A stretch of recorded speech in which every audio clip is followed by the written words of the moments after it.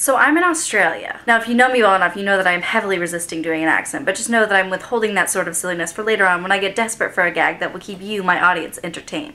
Oh, who am I kidding?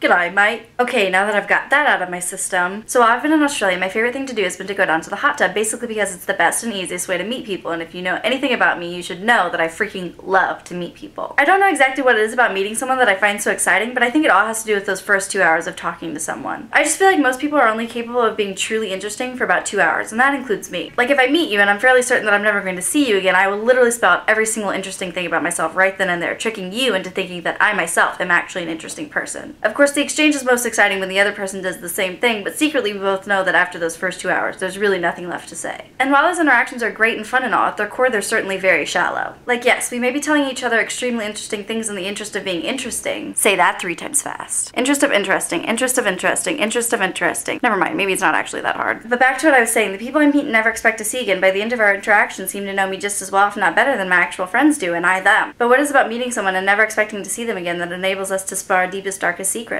Seriously, I can tell you some really personal things about the people I met. I can tell you that one struggled with an eating disorder, another was suicidal, another was struggling to have kids with his wife. But why? Why do I know these extremely personal details? Why did these people feel they could tell me these things, and why was I equally comfortable with them? Let's take all the questions I've asked, bring them all together, and come up with an answer that's maybe simpler than it feels like it has to be at the moment. The questions brought together basically come out to be, why are we so okay with spilling our deepest, darkest secrets to people we never plan to see again, and why are we so receptive to the secrets of strangers? Are we just desperate to be interesting, or is there some sort of deeper need within us to be heard, even if it's by someone who, at the end of the day, means nothing to us? Well, I think it's a little bit of both. On the one hand, I've never met anyone who likes to think of themselves as uninteresting, and by uninteresting, I don't mean normal, I mean truly boring. But at the same time, I don't think there are that many people who actually are that interesting. Like, as a serial people meter, I can tell you that a lot of people have the same stories and are struggling with the same exact things, and that includes me. Certainly there are some people who would find certain things about me interesting, but at the end of the day, I'm the textbook case of that particular kind of interesting. I know this not only because I've looked up the type of interesting I am in the dictionary, but also because I have friends who, when they met me, were literally able to predict everything about me simply because they knew someone who was my exact same brand of interesting. And I can do the same when I meet people now. I can hear the first part of their story and know exactly how it ends. But that's the nature of stories, isn't it? They all follow a narrative pattern. So okay, yes, we're all desperate to be interesting, but are we all not also desperate to be heard? But then if it was as simple as that, would we not also just tell these things to our closest friends and family? Really, I think both of these truths come back down to one simple thing. We're all desperate to be remembered, and through being remembered, we ourselves are validated. I mean, there is no more difficult task, no greater accomplishment, and no greater compliment than having someone remember you, because it means out of the 7 billion people on this planet, you were special enough to make a mark in someone's memory. But the truth is, we're going about it in all the wrong way. Sure, I remember a couple of things that people I've met have told me. I even remember a couple of names and faces, but I can't say that I actually know who any of those people are, and I'm sure they'd say the same thing about me if you asked them. We have all these people we love and who love us all around, but we hold back from them in a way that we don't when we deal with complete strangers, and the truth is, those are the people who are really going to remember us. Because you're not going to be remembered for being interesting for 2 hours of someone's life, and you're not going to be remembered for looking hot in that swimsuit that you bought especially for meeting people in the hot tub in Australia and the off chance that one of them was your future husband. No, you aren't going to be remembered for any of those things, but you will be remembered by the people who love you and whose lives you're a part of on a daily basis, so maybe focus a little more on them and a little less on your 2-hour escapades in the land of meet and greet and goodbyes.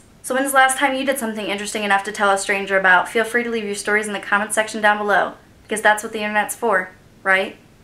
Do you want to see this tripod? Because this is some janky stuff right now. This is some MacGyver.